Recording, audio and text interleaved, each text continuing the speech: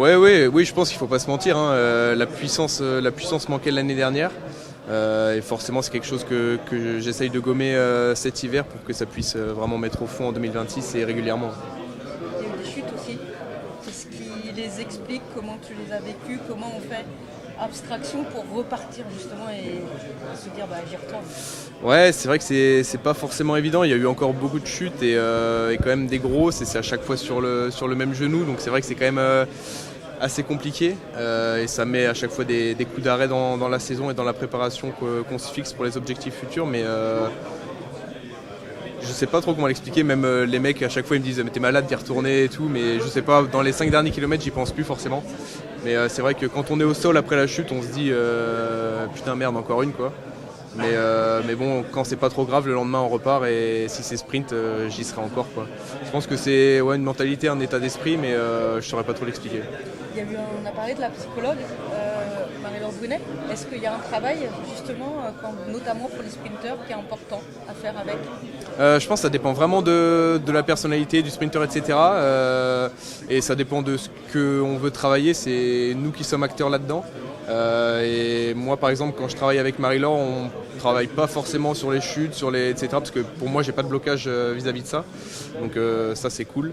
C'est plus un travail après sur la confiance, sur quoi mettre en place en amont pour pouvoir gagner, quoi mettre en place c'est ça, en amont avec les coéquipiers, dans le décryptage un petit peu de la course, moi c'est surtout ça, c'est en amont de la course, qu'est-ce qui se passe et qu'est-ce qu'on peut mettre en place pour pouvoir arriver le plus serein possible sur l'arrivée. Les sprinters, c'est un peu...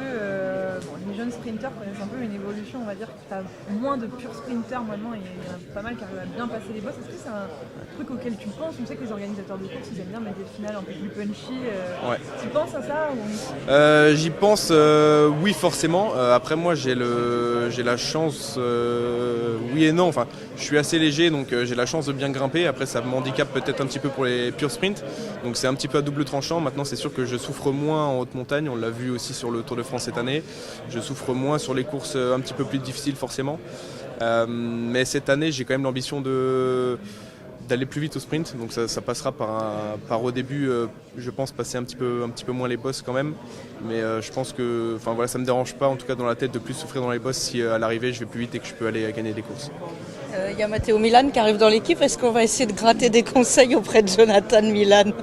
Ouais, non, pas forcément. Je pense qu'après, lui aussi, il a son propre chemin en tête. Il est très focus. Il sait qu'il a un grand frère qui est extrêmement talentueux et très fort, mais il a son propre chemin en tête, et lui-même, je pense, forcément qu'ils se parlent tous les deux, mais je pense qu'il sait lui déjà où il veut aller sans forcément parler de son frère. On a dit, ça a été présenté que le train, enfin en tout cas l'équipe sprint a été renforcée. De quelle manière, comment tu vas travailler et en quoi ça change justement ta manière de travailler? Déjà, le fait forcément que Matteo arrive, c'est un gros plus. Je pense que c'est sûr et certain qu'un sprinter dans une équipe pour le Tour, c'est trop peu. Il y a largement assez de courses pour que tout le monde soit satisfait. Donc c'est vraiment super de pouvoir jouer sur deux tableaux, vu le nombre de sprints qu'il y a à l'année.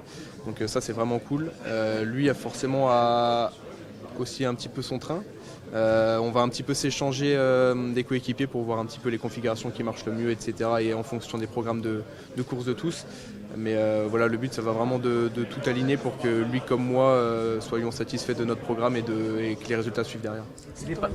Ça t'enlève de la pression ou ça te challenge?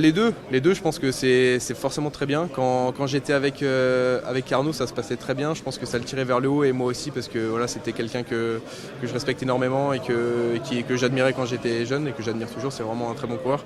Donc moi ça me tirait vers le haut, lui aussi, parce que forcément ça grattait derrière, et je pense que c'est un petit peu la même chose avec Matteo. On s'entend très bien déjà, et je pense que c'est quelqu'un d'intelligent, et on sait tous les deux qu'on ne marchera pas forcément sur les plates-bandes de l'autre, et tout est cadré, et on sait qu'on est là tous les deux pour gagner des courses individuellement et pour l'équipe. Tu parles de tirer vers le haut, il n'est pas dans l'équipe mais il s'appelle Paul, il est très bon sprinter, il a crevé l'écran. Paul Magnier, on regarde ce qu'il fait, ça inspire ou on se détache totalement? Non, on se détache. Après, ça reste un coureur d'une autre équipe. Donc forcément, c'est impressionnant. Il a un grand talent, je pense. Oui, même c'est sûr, il a un grand talent. Mais le but, nous, ça va être de gagner des courses pour l'équipe. Et forcément, voir qu'un jeune comme ça arrive à gagner autant de courses à l'année, c'est inspirant. On ne peut pas dire le contraire. Mais voilà, c'est à nous de tout mettre en place pour que ça nous arrive également. C'est Paul. Merci beaucoup.